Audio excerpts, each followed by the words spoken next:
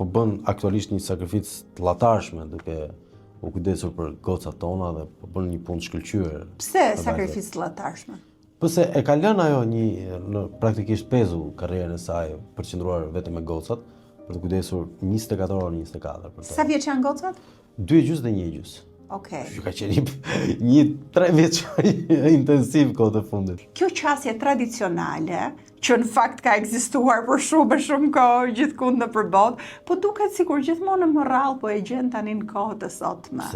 Ku burri punon është provideri kryesor i familjes, punon ndoshta 1 ose 2 punëse në kohët e sotme, nuk është më e thjeshtë dhe gruaja rrit fëmijët. Nuk ndodh më kaq shpesh kjo.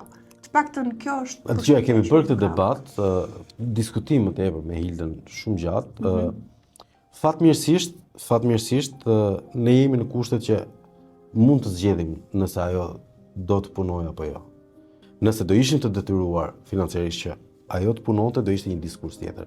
Fakti që nuk e kemi këtë detyrim, ajo mund zgjedhë nëse do të punojë apo të kujdeset për vajzat. Është një varg që e lundron ajo dhe unë jam besim plot, i qetë, me sy mbyllur, që ajo merr gjithkohës vendimin e dur për vajzat. Dhe jam i bindur që do ditë marrë dhe vendimin e dur për veten e saj. Okej. Detyra ime, ashtu si e shoh unë, është që të krijoj, të kontrolloj detin, që deti të jetë pa trazira. Për çdo gjë tjetër është absolutisht se nga do të shkojmë do e vendos ajo.